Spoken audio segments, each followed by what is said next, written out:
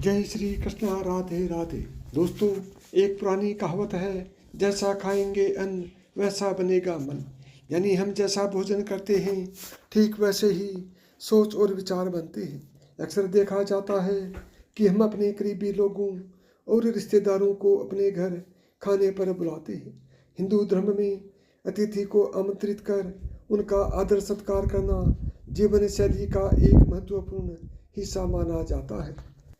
धर्मशास्त्रों में भोजन को लेकर कई नियम बताए गए हैं। इन नियमों में भोजन पकाने से लेकर ग्रहण करने तक के नियम शामिल हैं। साथ ही ये भी बताया गया है कि कैसा भोजन करना और किसके यहाँ भोजन करना उचित है।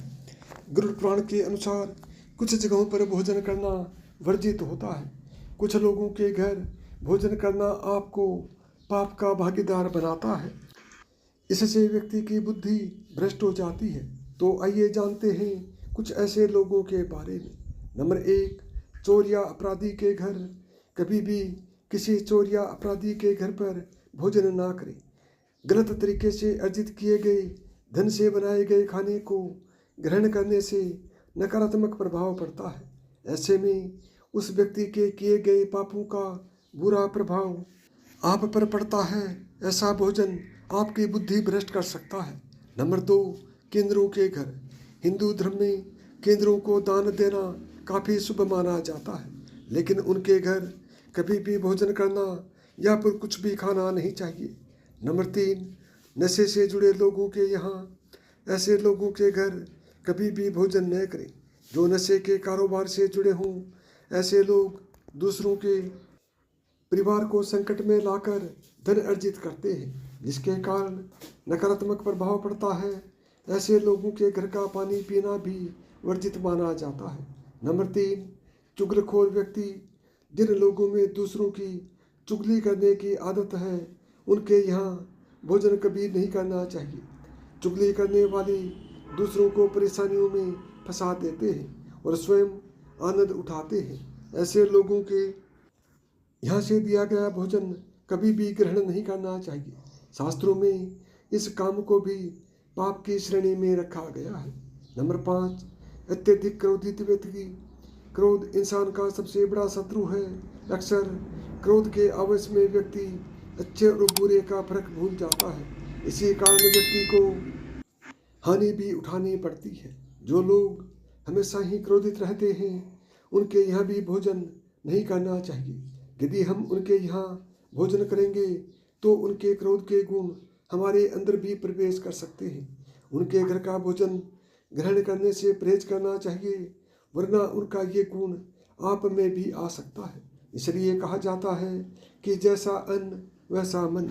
नंबर 6, निर्दयी राजा। यदि कोई राजा निर्दयी है और अपनी प्रजा का ध्यान न रखते हुए सभी को कष्ट देता है, तो उसके यहाँ का भोजन नहीं करना चाहिए। राजा का कर्तव्य है कि प्रजा का ध्यान रखे और अपने अधीन रहने वाले लोगों की आवश्यकताओं की पूर्ति करे। जो राजा इस बात का ध्यान न रखते हुए सभी को सताता है, उसके यहाँ का भोजन नहीं करना चाहिए। जो राजा अत्यंत क्रूर हो, अपनी प्रजा पर अत्याचार करता हो, उसके घर का भोजन भी कभी ग्रहण नहीं करना चाहिए। ये भोजन आपको उसके पाप का भागीदार बनाता है। नंबर 7, चरित्रहीन पुरुष या स्त्री के घर में भी भोजन नहीं करना चाहिए। ऐसा भोजन आपको भी पाप चढ़ता है। नंबर 8, निर्दयी व्यक्ति। यदि कोई व्यक्ति निर्दयी है, दूसरों के प्रति मानवीय भाव नहीं रखता है, सभी को कष्ट देता रहता है, तो उसके घर का भी भोजन नहीं करना चाहिए। ऐसे लोगों द्वारा अर्जित किए गए धन से बना खाना हमारा स्वभाव भी वैसा ही बन सकता है। हम भी निर्दयी बन सकते हैं, क्योंकि जैसा खाना हम खाते हैं, हमारी सोच और विचार भी वैसे ही बनते हैं। जिस व्यक्ति के अंदर दया भाव न हो, जो दूसरों के साथ गलत बर्ताव करता हो, अत्याचार करता हो, उस व्यक्ति के घर का भोजन भी पाप की कमाई माना जाता है। इसे कभी न खाएं। नंबर 9, सुदखोर व्यक्ति। गुरु पुराण के अनुसार अवैध तरीके से कमाया गया धन हमेशा अशुभ फल देता ही है। ऐसे में किसी की मजबूरी का फायदा उठाकर पैसा कमाने वाले व्यक्ति या ब्याज पर पैसा कमाने वाले व्यक्ति के घर भूल कर भी भोजन नहीं करना चाहिए।